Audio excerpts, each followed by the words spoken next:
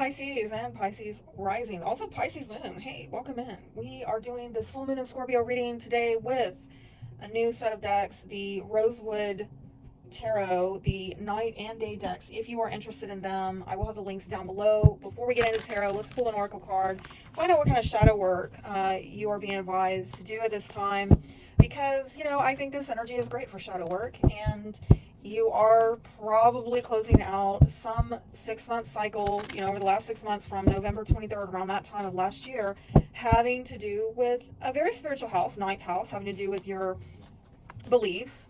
Might have to do with religion, might have to do with gurus in your life, okay? Some of you, it's just higher learning, like higher education, okay? And for others of you, this is about long-distance travel, broader audiences, legalities, publishing, things like that. So you're closing this chapter out in your life as the sun is in that opposite third house, having to do with your locale, your neighborhood, neighbors, siblings, communications, okay? So definitely we're getting a lot of, long versus short distance travel triggered here. We're also getting what you know versus what you believe getting triggered here. And this is while you might be feeling some pressure in your spiritual life with Pluto and Aquarius in that 12th house.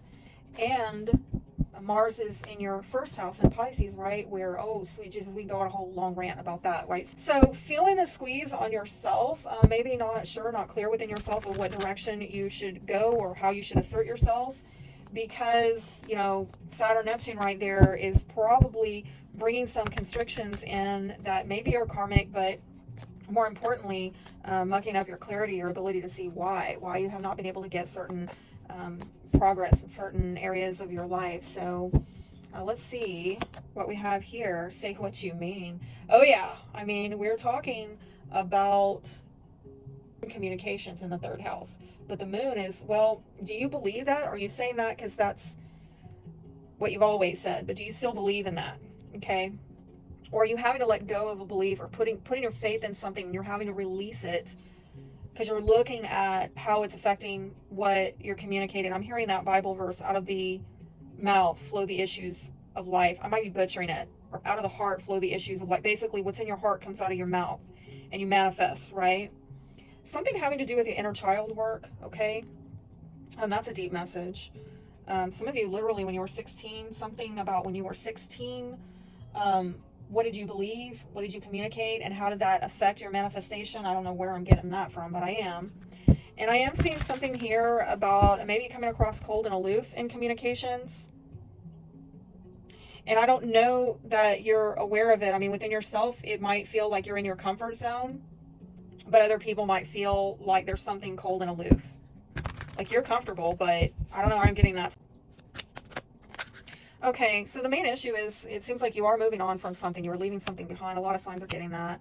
It might have to do with you moving towards a contract or agreement, trying to heal something that it appears to have fallen out, okay? And it might involve a boss, a masculine energy, a father figure. Are you trying to get some more order in your life by healing something? There might have been some dishonesty there. Some of you, though, absolutely leaving a location. There's a location being left. Maybe a friend is helping you to do this. And you're trying to get the victory over something, but I do want to caution you that it looks like you're moving on towards victory, but you're going to have to see the truth. This would involve you seeing the truth about something that is not sustainable, that needs to be healed with a boss or a masculine energy, possibly an Aries. And I don't know why the music just cut out. It's like, it sounded a bit sober, if I can be honest with you. You may have to move on and accept the truth that something is not sustainable, yet you work on healing this. I don't know, I'm being brought back to something that I said last night to an Aries who shares a moon in Pisces with me, right? We both have it. And I said, all we have is our relationships. And that might be it, because it almost sounds kind of silly, like, well, so why are you working on something that's not sustainable? Like, there's no forever, right? There's only now. And so this may be a people thing where you're just like, well, yeah, I can't have people forever, or no one person can be my everything. But people matter and my relationships matter, so I'm going to heal them regardless of outcomes, or try to heal myself and them regardless of outcomes. Your blockage does seem to be getting progress, forward movement, in moving on and leaving something behind. Yes, possibly with a fire sign, Aries, Leo, Sagittarius, feminine energy though, 3 of fire, where maybe this person was looking outside of the relationship and trying to look into other options, trying to get expansion elsewhere. Maybe had their confidence and, you know what, I'm going to move on, knock the dust off my feet, leave this behind, and try to be more confident about getting expansion elsewhere. I'm going to go look at my options to see where I can find expansion elsewhere. But it looks like that's coming up as an obstacle or a challenge or a blockage. Like maybe you're trying to move on, but what is out there? What's out there? In the outcome, you got the Fool. You got an Aries possibly, or a brand new start, Two of Earth. But there's options here. What here? What's it gonna be, Vern? Okay, like you got a choice or an option to make to get a brand new start, to clean the slate. But with Two of Air in reverse, I don't think you're making a decision just yet. I don't think this is quite popping off yet, okay? Because there is maybe something like, it looks like there's, you try to walk away from this or look elsewhere. Because there is something about it that is, I'm hearing lackluster or is less than. It's not the full package. It's not the full meal deal. It's a little bit similar to the reading I got for Aquarius, okay? That maybe had you looking elsewhere, but then elsewhere just went nowhere. I don't know. Making a decision is a major issue right now. Some of you are just choosing not to choose, okay?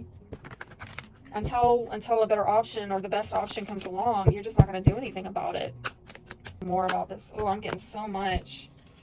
There might be a soul tie here that needs to get healed, but there's a lot of heaviness and burden because there's some kind of stalemate in opening up to love, maybe opening up emotions. Somebody's really self-protective, maybe doesn't have a lot to give to this, and so they just kind of go it alone, or they spend a lot of time alone, and they may have a lot of wishful thinking or unclear options concerning, you know, a water sign, Cancer, Scorpio, Pisces, or this feminine energy that is empathic and loving, but it's not grounded is what I'm getting. Like it's a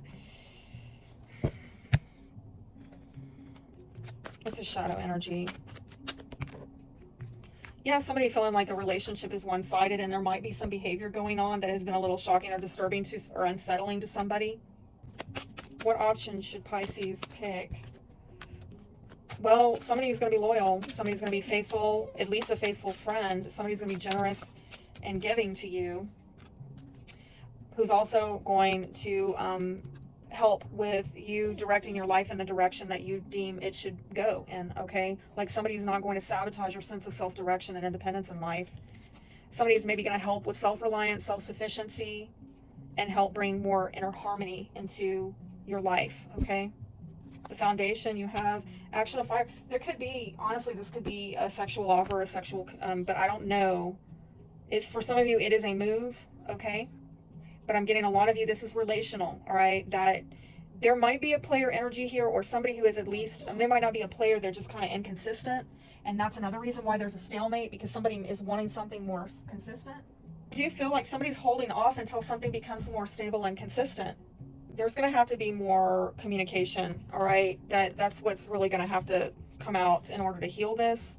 Style of communication needs to be more along the lines of having more of an innocent lightheartedness, and this is not making light of serious matters. This is just kind of getting to more of a pure heart space of not being ashamed to acknowledge your needs and not from an unhealed place of being like really demanding, okay?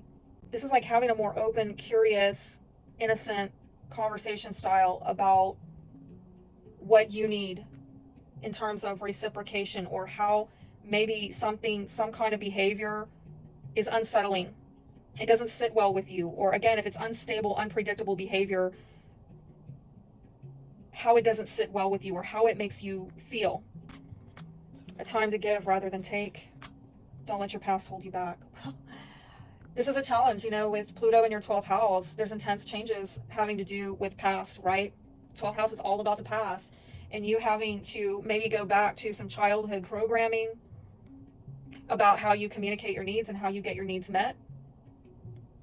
Do you hide, suppress, deny those needs, or do you own them and not make apologies for them and not get angry or demanding and throw a fit, right? I'm not saying you do, but I'm just saying, you know, the darker side of that child energy is, or wounded child, unhealed wounded child energy, you know, take it really hard when somebody can't give you what you need.